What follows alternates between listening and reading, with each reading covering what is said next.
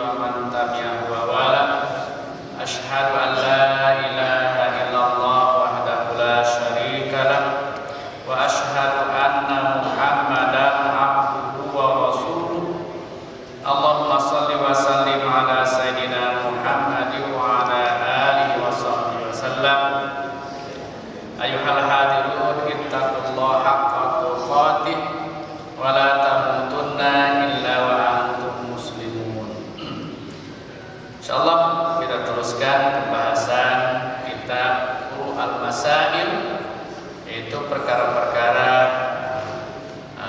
masalah-masalah, cabang-cabang masalah, terutama dalam kitab fikah.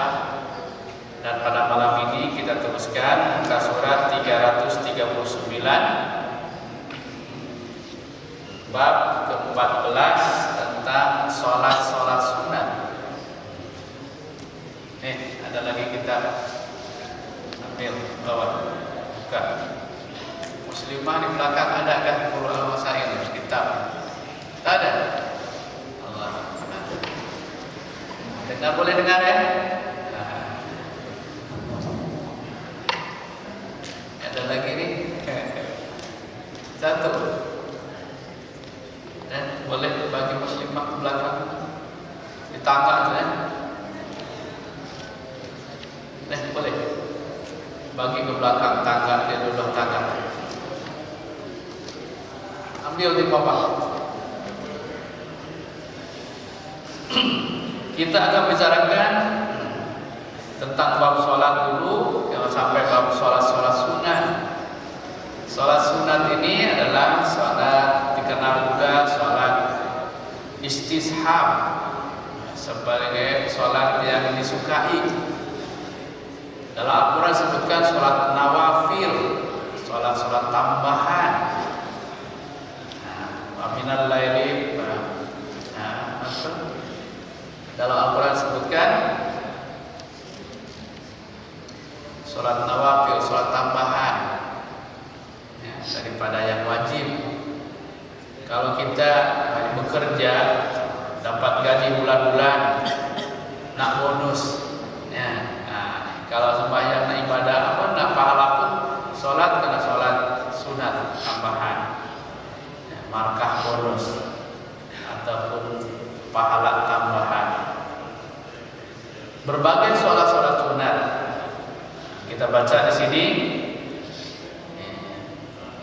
Ini adalah bab yang membicarakan tentang sholat sunat. Adapun yang dimaksudkan dengan sholat sunat ialah sholat yang digalakkan oleh syarak supaya kita lakukannya, tetapi harus juga kita meninggalkannya.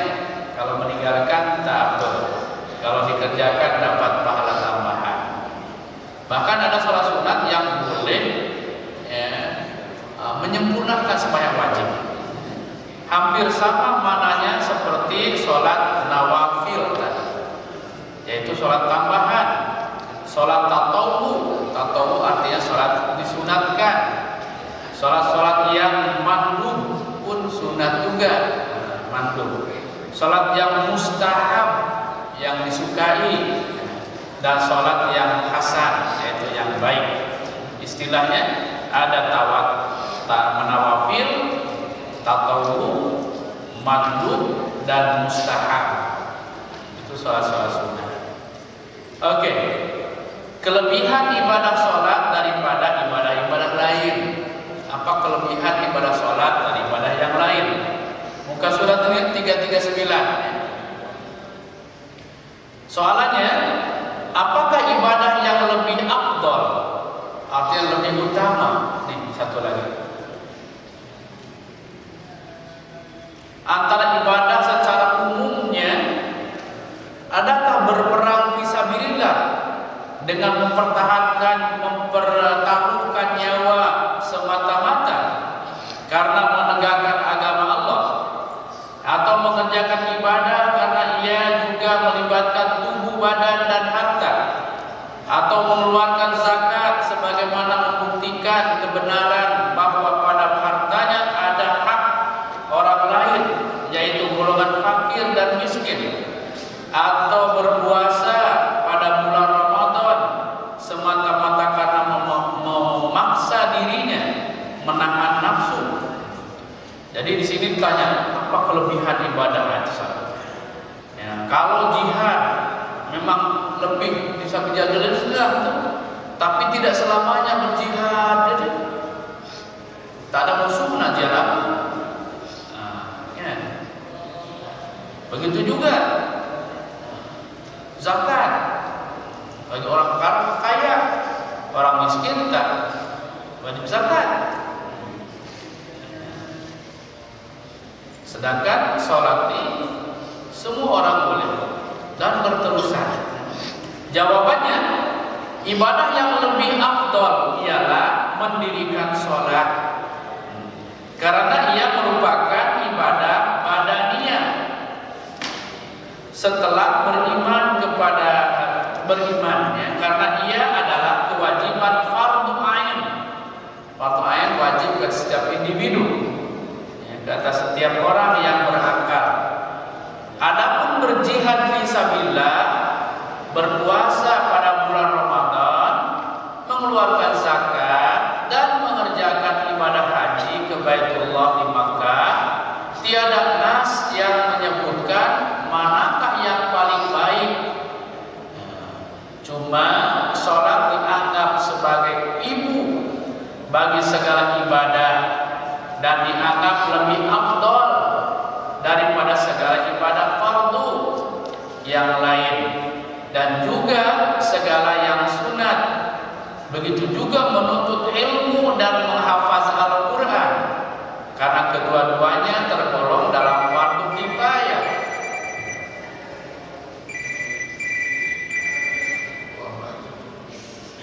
Oke. Selepas ibadah sholat ialah ibadah puasa. Ada pendapat mengatakan selepas sholat ialah haji, dan ada pula pendapat lain mengatakan yang lain pula. Jadi kalau dibicarakan mana yang lebih afdal, setelah beriman kepada Allah, sholat yang paling utama. Dibandingkan dengan ibadah haji, ibadah haji memang baik, tapi khusus bagi orang yang kaya, yang mampu di perjalanannya. Zakat macam mana? Zakat pun baik, tapi khusus bagi orang yang kaya juga. Puasa memang baik bulan Ramadan, tapi kalau sakit tak boleh puasa. Kalau musafir boleh meninggalkan puasa. Sholat nih, nak sholat tak perlu kaya dulu. Kewajiban sholat bagi semua bila-bila masa. Ramadan, puasa Ramadan, tunggu bulan Ramadan. Sholat itu tiap hari. Yang sehat sholat, yang sakit pun sholat. Yang miskin sholat, apalagi yang kaya. Jadi tidak ada istilah saya cuti tak boleh sholat. Kecuali lah perempuannya. Laki-laki tidak ada cuti. Kalau perempuan sebab nifas, sebab haid, baru boleh meninggalkan sholat. Jadi sholat utama. Yang kaya boleh, yang sakit pun boleh sholat, wajib sholat. Tak mampu berdiri duduk, tak mampu duduk berbaring, tak mampu berbaring, sholatkan terus. Inna lillahi wa inna ilaihi raji'un. Oke, teruskan. Kelebihan antara sholat hari raya Idul Fitri dan Idul Adha. Soalannya, adakah benar sholat sunat hari raya Fitri lebih baik daripada sholat sunat hari raya Adha, Idul Adha, atau sebaliknya? Jawabannya, sebenarnya sholat hari raya Idul Adha lebih baik daripada sholat sunat Idul Fitri. Itu ya, kita nih Idul Fitri lah ya, sebab dah puasa, baju baru, makan yang bagus-bagus, persiapan untuk Idul Fitri. Ini belum puasa, belum sampai iklan-iklan banyak kan? Iklan kuenya, iklan bajunya, iklan kainnya. Ya. Ingat, dalam jawabannya katanya sholat hari raya Idul Adha lebih baik daripada sholat sunat Idul Fitri. Memang Idul Adha takbirnya pun 3 hari. Ya, hari tasyrik mengagungkannya. Dan rayanya itu bukan sehari. Boleh kurban besok hari pertama, kedua, ketiga. Terasa bagi orang yang hayatilah. Ya, lepas sholat Allahu Akbar, Allahu Akbar, Allah terasa. Tapi bulan puasa ini, raya puasa ini makan aja kan. Ya. Puasa sebulan, raya pun sebulan. Tengok nanti. Raya. Oke, kelebihan sholat sunat rawatib sekarang. Rawatib adalah sholat yang mengikuti, yaitu sama ada sebelum sholat wajib ataupun selepas sholat wajib. Ini namanya rawatib. Nah, itu ya. Kalau sebelumnya dikenal juga sholat qobliyah, selepasnya ba'diyah. Nah, rawatib juga ya.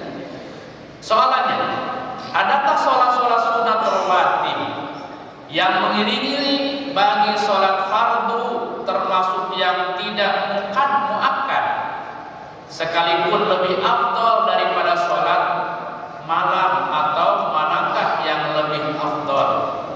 Mana lebih afdal, sholat rawatib kah sholat malam? Nah itu ya.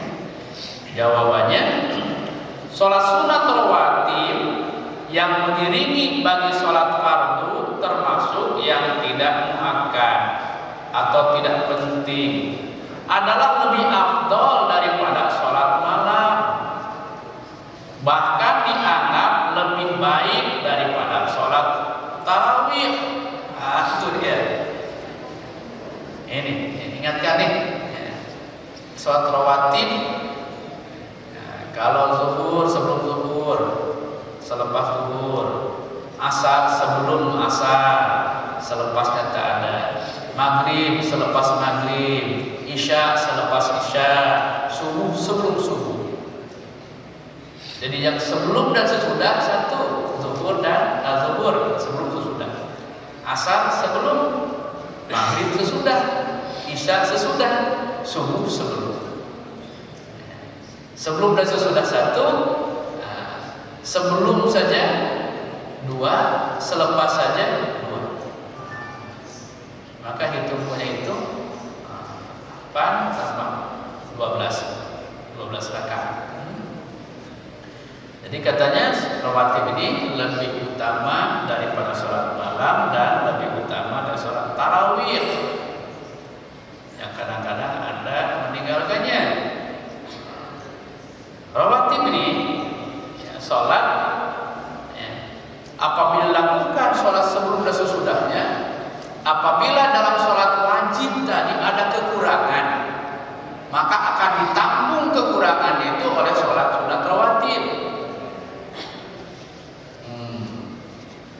Maghrib tadi Ustaz baca rakaat pertama Anda khusyuk, rakaat kedua ingat mulia, ingat makan, ingat ini. Rakaat ketiga khusyuk lagi. Lepas salam sebab tahiyat tasyahud rayang lagi ingatan. Kan? Lepas salam assalamualaikum baru terkejut sudah habis lagi. Jadi ada kekurangan dalam sholat wajib, ditampung kekurangan itu dengan sholat rawatib. Oke, kita teruskan. Sholat sunat yang dianggap muakkad itu dituntut. Seperti umpamanya ibadah kurban muakkad. Soalannya, mengikut kata Syekh. Syekh di sini Syekh pengarang tadi Abdullah Al-Qatani. Ada 3 jenis sholat sunat yang dianggap sebagai muakkad, yaitu sholat malam, sholat sunat duha, dan sholat tarawih. Persoalannya, kenapakah sholat-sholat ini dianggap muakkad? Nah, 3 sholat sunat: sholat malam, sholat duha, sholat tarawih. Jawabannya, adapun sunat yang muakkad itu ialah perbuatan yang dituntut untuk dilakukan secara berterusan tanpa ditinggalkan.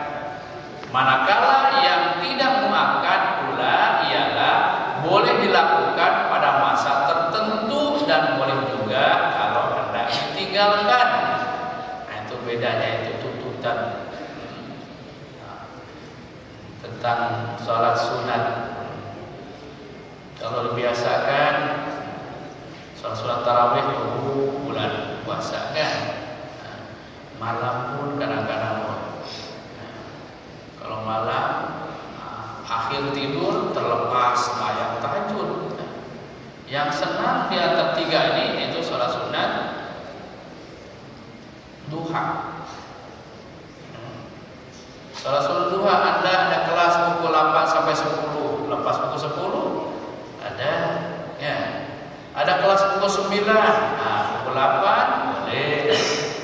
Pukul 8 sebelum pukul 8 pun boleh sembahyang duha. Sembahyang duha ini akan murah rezeki. Ya. Nah, rezeki. Dalam doanya tuh, ya Allah, kalau rezeki kami oleh aku masih di langit, turunkanlah. Ya Allah, kalau rezeki aku itu masih jauh, dekatkanlah. Ya Allah, kalau rezeki itu sudah dekat, mudahkanlah. Nah, itu kan. Begitu juga, ya Allah, kalau jodoh aku masih di langit lagi, turunkanlah. Nah, itu kan. Ya Allah, kalau jodoh aku itu sudah masih jauh, dekatkanlah. Rezeki itu banyak, bukan duit saja. Ilmu itu rezeki. Ya, ilmu rezeki, anak pun rezeki. Seterusnya sholat sunat rawatib tadi, menghimpunkan sholat sunat qobliyah dan ba'diyah dalam satu masa. Himpunan qobliyah dan ba'diyah. Soalannya, jika seseorang itu luput sunat zuhur, qobliyah dan ba'diyah yang muakkad dan tidak sempat hendak mengerjakannya sehinggalah habis waktu zuhur, adakah boleh ia menghimpunkan keempat rakaat tersebut untuk mengqadanya dalam waktu asar, atau ia lakukan sholat sunat yang ada waktu baginya, yaitu sholat sunat qobliyah asar, atau mana yang lebih afdal? Ini pertanyaan. Jawabannya, yang lebih afdal, lebih utama, ia kerjakan sholat sunat rawatib zuhur 4 rakaat yang muakkad secara qadha daripada ia mengerjakan sholat sunat asar, karena sholat sunat rawatib bagi zuhur itu adalah muakkad, manakala sholat sunat asar tidak muakkad. Jadi bisa mana? Ya. Zuhur tadi tak sempat, yang sholat qobliyah dan ba'diyah, datang waktu asar. Sebelum waktu sembahyang asar, nah sembahyang qobliyah dulu, qobliyah asar kan sebelum zuhur dan asar dan zuhur tadi. Kata hadis dalam jawabannya, lebih baik qadha qobliyah zuhur. Kelebihan sholat sunat qobliyah dan ba'diyah. Soalannya, manakah yang lebih baik antara sholat sunat zuhur yang qobliyah atau yang ba'diyah? Nah, ya. Zuhur kan sebelumnya ada, selepasnya ada. Mana lebih utama? Kalau dibandingkan, pilih salah satu keduanya. Jawabannya, mengikut qaul yang rajih. Qaul yang rajih itu pendapat yang kuat. Ya. Sholat sunat ba'diyah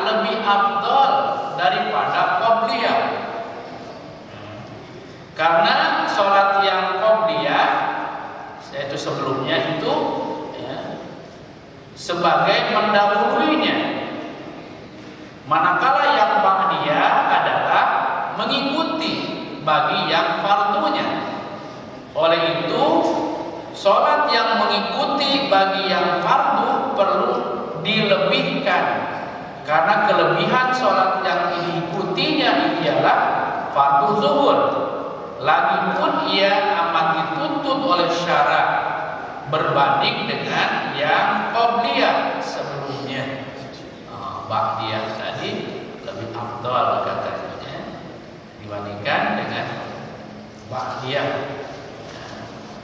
Jadi selepas. Kadang-kadang memang kalau sebelum zuhur kadang-kadang tidak lambat. Datang dah sembahyang, ikut. Habis dengan imam, baru qabliyah itu bebas, waktu panjang. Tapi kalau boleh qabliyah dilakukan, ba'diyah pun dilakukan. Ya. Sekarang ini kadang-kadang zuhur 1.25. Ustaz nak sembahyang zuhur 10 menit selepas habis adzan, ya, supaya ada waktu untuk ba'diyah. Tapi kadang-kadang kawan kita datang sembahyang, tunggu orang yang sembahyang sunat. Di sini masalah di TV ini. Kadang-kadang orang luar negara memang mengutamakan salat qabliyah tadi, tapi menghalang yang lain. Nanti mungkin Ustaz akan tulis hafal ini. Salat wajib 10 menit selepas adzan. Oke. Tapi yang pendosa kan. Oke, kita teruskan.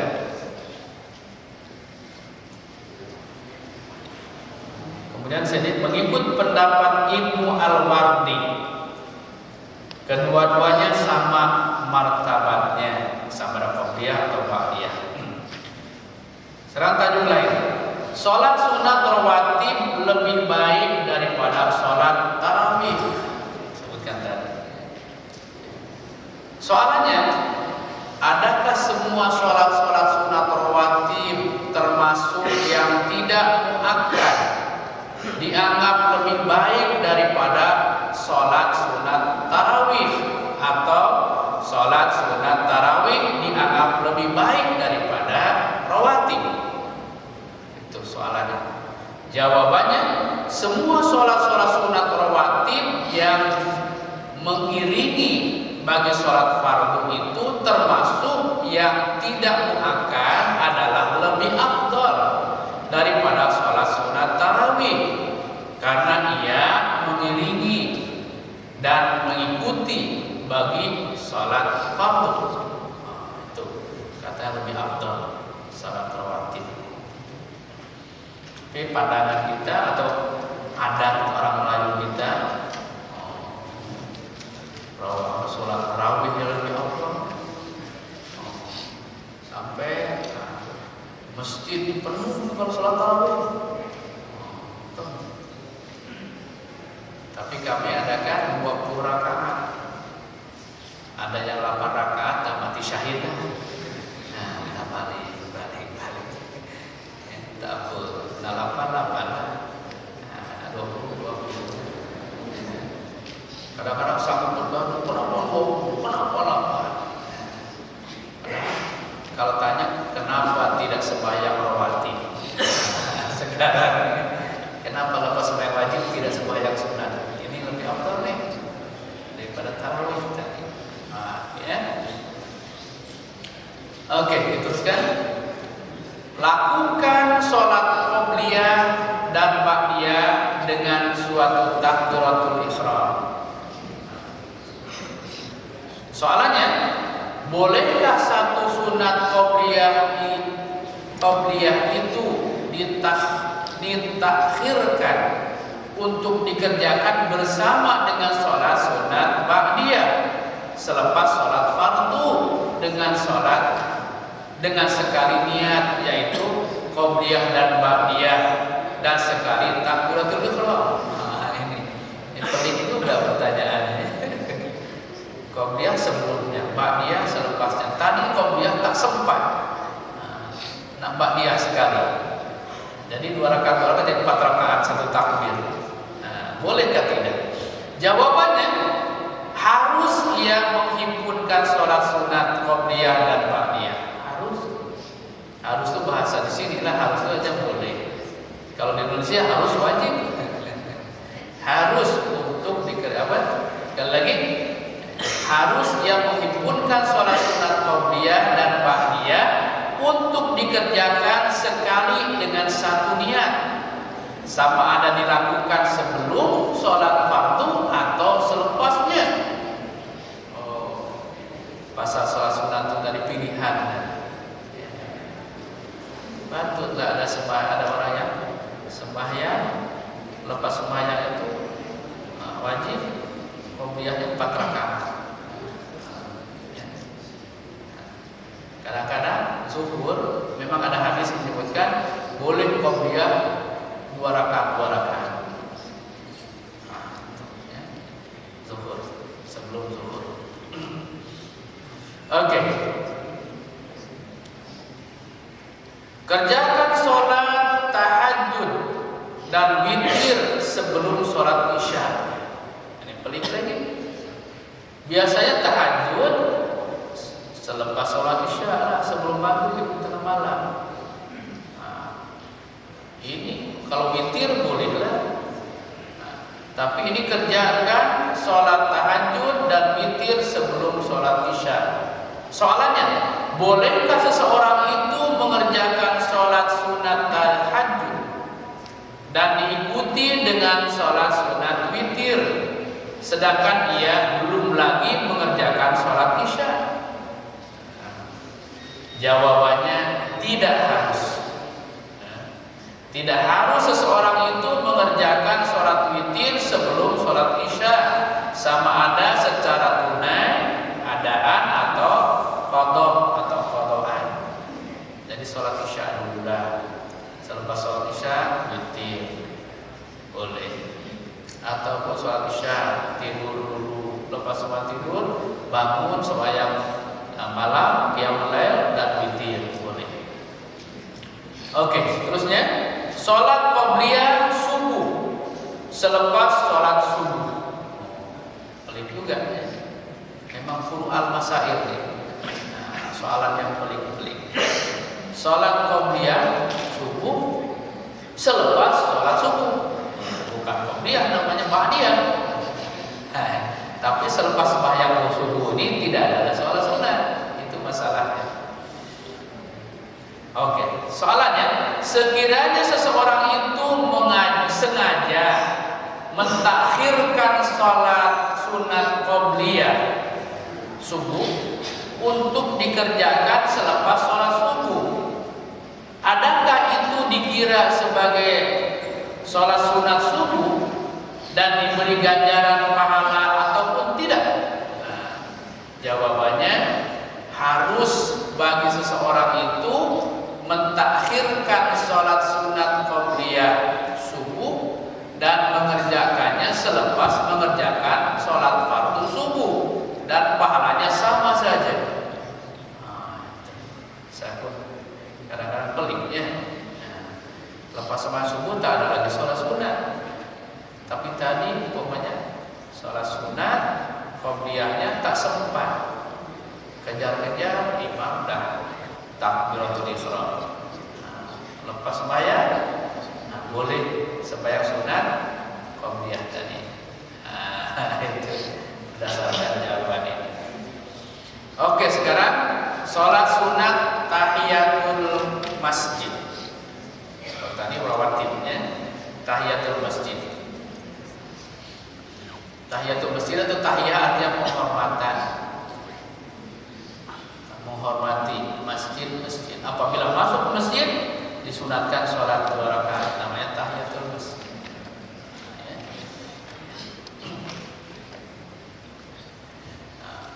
Kemudian soalannya, luput sholat tahiyatul masjid jika duduk. Datang-datang jangan duduk dulu, tahiyat sholat dulu. Jangan duduk luputnya. Soalannya, Seseorang masuk ke dalam masjid, terasa dahaga dan terpandang bekas air minuman disediakan. Adakah boleh ia duduk untuk minum? Kalau berdiri makruh hukumnya. Apakah dengan duduk itu dikira luput bagi sholat sunat tahiyatul masjid ataupun tidak? Ini cerita tentang tahiyatul masjid dulu. Rasulullah menggalakkan supaya orang yang masuk masjid itu sembahyang berangkat. Dalam hari Jumat, ini adalah dalam hadis, Nabi sedang khutbah. Ada seorang datang, orang lain dengar, dia baru datang. Kemudian Nabi tegur, jangan dulu sholat dulu. Nah, walaupun khatib sedang itu tentang tahiyatul masjid. Oke, tadi soalan tadi kan, lupa lagi soalannya. Kita baca lagi sekali lagi. Soalannya, seseorang masuk ke dalam masjid, terasa dahaga dan terpandang bekas air minuman disediakan. Memang free lah nih.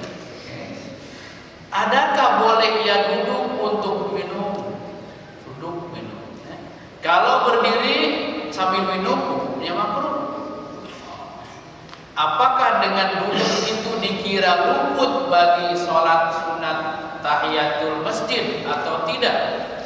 Jawabannya, mengikut pendapat para ulama, sholat sunat tahiyatul masjid akan luput jika sekiranya seseorang yang masuk ke dalam masjid itu duduk dengan sengaja, walaupun duduk yang sekejap. Ingat ya, masuk masjid jangan duduk dulu sholat tahiyatul masjid. Duduk hilang masjid. Ini berarti jika sekiranya seseorang itu hendak duduk sebelum ia mengerjakan sholat sunat tahiyatul masjid, sama ada bertujuan untuk minum atau tujuan apa sekalipun, maka janganlah ia duduk dengan meletakkan punggungnya ke lantai. Tetapi boleh ia duduk dengan kakinya masih berpijak di lantai dan punggungnya tidak mencecah ke lantai. Maksudnya duduk bercangkung bolehlah. Ya. Karena cara begini tidak dinamakan duduk dan jangan terlalu lama. Maksudnya dengan cara demikian tidak luput tahiyatul masjid, bahkan masih boleh ia mengerjakan sunat tahiyatul masjid. Kalau duduk bercangkung, tapi jangan kentut lah. Duduk bercangkung lama-lama nanti kentut. Sholat tahiyatul masjid pada waktu makruh sholat, bolehkah tidak? Waktu makruh sholat diantaranya apa tuh? Waktu matahari di tengah-tengah, waktu matahari sedang terbit, dan waktu matahari sedang tenggelam, terbenam. Itu waktu makruh sholat. Oke? Sholat tahiyatul masjid pada waktu makruh sholat, boleh atau tidak? Soalannya, seseorang masuk ke dalam masjid waktu karohiyah. Waktu karohiyah itu yaitu waktu yang dilarang mengerjakan sholat, seperti waktu tengah rembang, waktu matahari hampir terbenam, atau waktu matahari mulai terbit. Ya, 3 waktu tadi. Lalu ia takbiratul ihram dan mengerjakan lebih daripada 2 rakaat. Adakah masih dibenarkan ataupun tidak? Jawabannya, sah sholat dan diharuskan mengerjakan sholat tahiyatul masjid pada waktu karohiyah tadi, walaupun lebih daripada 2 rakaat, karena sholat yang mempunyai sebab. Sebabnya itu sebab masuk masjid.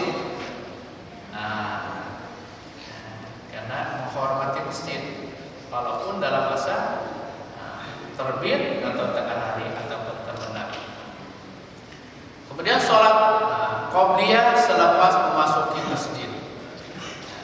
Macam mana sholat qobliyah selepas memasuki masjid? Jadi tadi kalau zuhur itu ada dua lah. Pertama tahiyatul masjid, baru qobliyah. Soalnya, adakah hasil fadilah sunat tahiyatul masjid dengan hanya mengerjakan sholat fardu atau sunat qobliyah bagi subuh atau zuhur sebaiknya masuk ke dalam masjid? Tidak kira sama ada ia berniat untuk kedua-duanya ataupun tidak, seperti mana yang tersebut dalam kitab Bahjah, atau bagaimana? Jawabannya, sesungguhnya hasil fadilah sunat bagi tahiyatul masjid walaupun tidak diniatkan untuk sholat tahiyatul masjid. Inilah kaul yang muktamadnya. Ini. Kalau kita masuk ke masjid terus saja sembahyang qobliyah, maka tahiyatul masjid terbawa. Nah, itu. Kalau nak tahiyatul masjid dulu, qobliyah dulu, tak apa. Nah, itu seperti sembahyang tahajud. Sembahyang tahajud itu sembahyang malam. Apa saja sembahyang malam namanya sembahyang tahajud. Nak sembahyang tobat, nak sembahyang tasbih, itu namanya tahajud.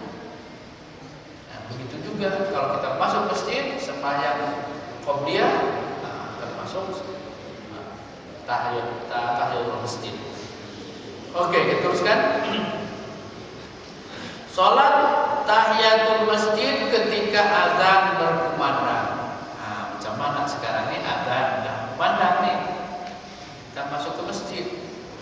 Adakah kita terus sembahyang ataupun berdiri dulu tunggu habis azan? Kalau nak duduk, habislah tahiyatul masjid tadi. Oke, kita baca.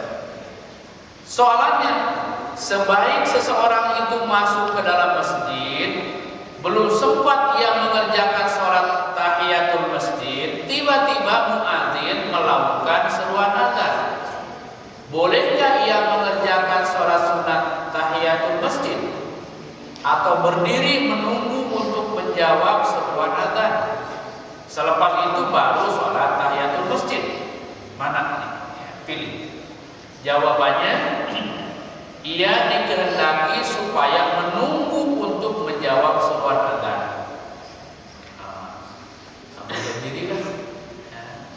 Jalan sana, jalan sini, jalan sana. Kalau subuh pusing masjid. Azan baru tahiyatul masjid.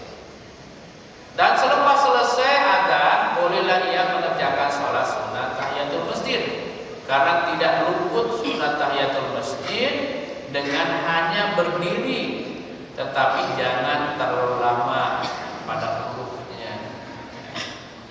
Oke. Kemudian soalan lagi. Sholat tahiyatul masjid di dalam Masjidil Haram dan Ka'bah. Kalau masjid-masjid lain selain Masjidil Haram, penghormatannya itu dengan sholat tahiyatul masjid. Tapi kalau kita pada umroh atau haji masuk Masjidil Haram, ganti tahiyatul masjid itu yaitu dengan tawaf. Tawaf. Oke. Soalannya, jika seseorang masuk ke dalam Masjidil Haram, lalu ia pun mengerjakan sholat sunat tahiyatul masjid, selepas itu ia berpeluang pula masuk ke dalam Ka'bah, adakah ia masih disunatkan supaya mengerjakan sholat sunat tahiyatul masjid bagi sekali ataupun tidak perlu? Jika perlu, jawabannya tidak perlu, dan tidak lagi disunatkan supaya mengerjakan sholat tahiyatul masjid ketika di dalam Ka'bah. sholat sunat tarawih tawaf menggantikan sholat tahiyatul masjid. Nah, di sini soalan dalam muka surat 345. Sholat sunat tawaf menggantikan sholat tahiyatul masjid.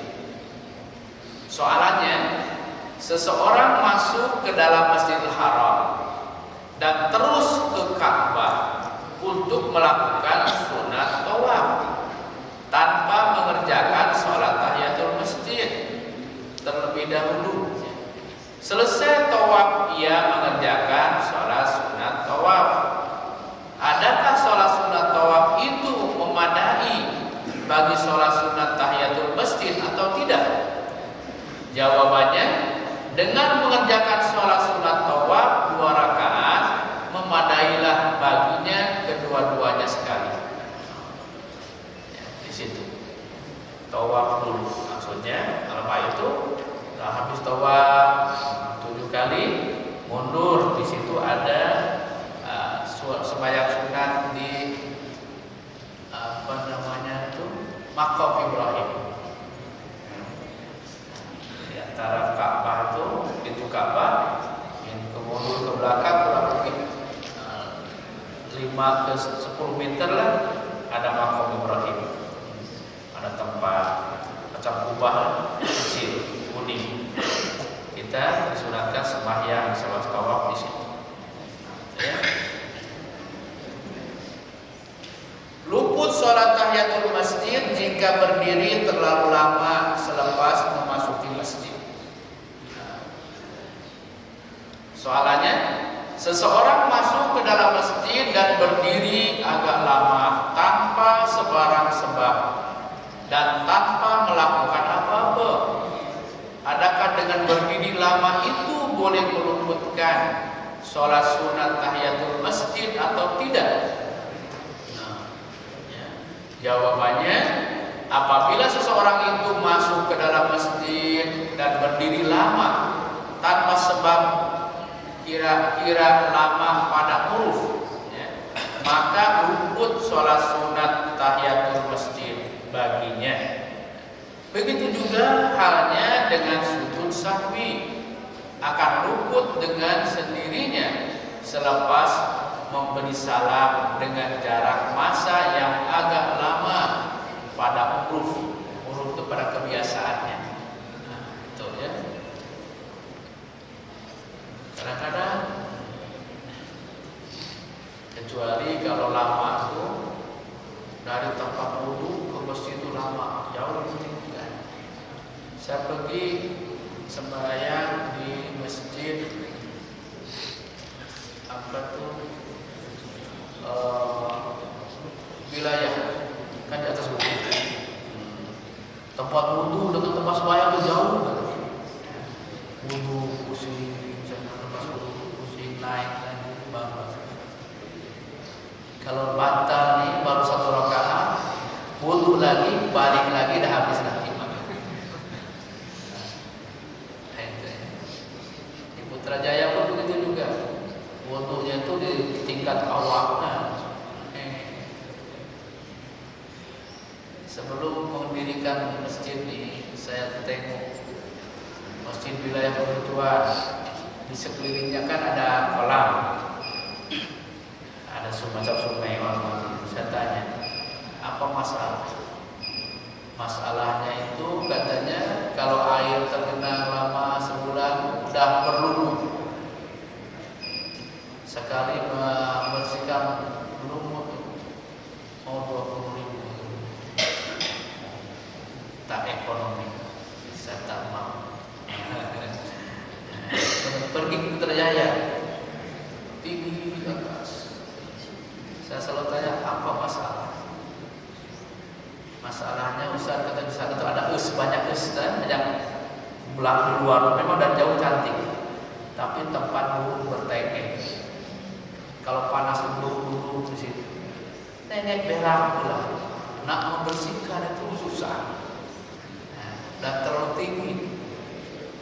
Kalau ada lampu yang putus, ini bagus satu. Karena pakai krem, ada sawah, ada lampu negatif itu pakai kren jauh. Sebab di bawah situ dia kolam kan, tak boleh kren apa itu masuk situ jauh. Katanya kalau sewa kerennya sehari 6.000. Tak boleh, tak ekonomi. Buatlah pendek macam ini kan senang. Kalau batal berlari sana, butuh lagi datang sini, boleh lagi meneruskan. Saya pergi ke Iran di Isfahan. 5 negara saya pergi. Saya mau ke Iran, Isfahan. Ya, masjidnya tuh semua dari subuh sampai dinding penuh dengan tulisan khat. Begitu juga di Turki. Pergi ke Turki. Alhamdulillah saya betul. Pergi ke Turki penuh dengan tulisan. Kata arsitek, "Ustaz, macam mana masjid kita elok kau?" Saya katakan tak mau. Kenapa? Takut nanti orang sembahyang tak khusyuk. Tengok tulisan. Tak khusyuk. Oke, buat. Pergi ke Maroko. Sampai Maroko. Maghribi. Hasan Sani, Masjid Hasan Sani. Itu di depan laut. Air kuat di pinggir laut. Pergi ke sana penuh dengan ukiran-ukiran macam itulah. Ukiran macam di masjid negara kan. Ukiran dan para sudut-sudut semua dinding diukir. Kemudian Ustaz, cantik lantai. Memang cantik. Setuju kalau kita buat mesin? Saya kata saya tak setuju. Asik tak setuju. Sebab saya nak jaga. Sebab saya katakan di tempat kita banyak cicak. Kalau buat mesin macam itu tempat bersarang dan bertelur cicak. Tai cicak pula busuk. Dan juga di Maroko tidak ada cicak di sana. Dan sawah hutan, sawah kan yang itu, sawah hutan. Alhamdulillah buat mesin yang cantik, mudah diuruskan. Hanya yang saya tak setuju itu dengan ketika bertekak itu dengan arsitek ketika tandas. Saya kata tandas minta tinggikan. Tercampurlah tinggi. Kata Ustaz tak modern lah. Sebab kalau berak dekat sana berak boleh mancut ke atas. Nah itu. Saya katakan kami teruskan kebersihan, tak tinggikan. Itu yang saya tak kurang setuju lagi. Tapi mereka punya alasan juga. Katanya tak cantik. Masih cantik, tandas tak cantik. Kalau cara pun itu yang kegagalan. Muslimah, kalaulah muslimah yang yang uzur, boleh masuk di tempat tandas dan juga tempat simpan slipper. Walaupun di lantainya bersatu, tapi dari segi bumbu berlainan. Ini bumbu mesin, nah ini bumbu tandas. Nah, memang sengaja begitulah supaya muslimah yang uzur masih boleh. Kalau dengan ceramah itu ada zun, zun muslimah yang itulah ya.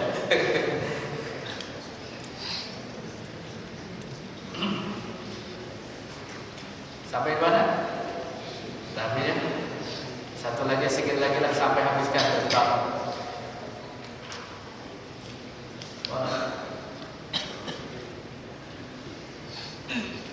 waswas. Saya itu sedikit lagi. Was-was niat qobliyah atau ba'diyah. Satu lagi soalan. Soalannya, selesai mengerjakan sholat fardu, seseorang bangun dan terus mengerjakan sholat 2 rakaat lagi. Selesai sholat, ia syak atau was-was atau ragu. Adakah ia berniat qobliyah atau ba'diyah? Bagaimanakah keadaannya? Jawabannya, orang syak tentang qobliyahnya atau ba'diyahnya disunatkan supaya mengulangi semula sholat sunatnya dengan niat qobliyatan atau ba'diyatan. Karena tidak memadai sholatnya disebabkan syak atau ragu pada takhir. Sama ada qobliyatan atau ba'diyatan mengikut fatwa Syekh Rabi Qabil Nasir Kamil. Itu di antaranya, ulangi lagi katanya. Insyaallah kita sambung pada pertemuan akan datang.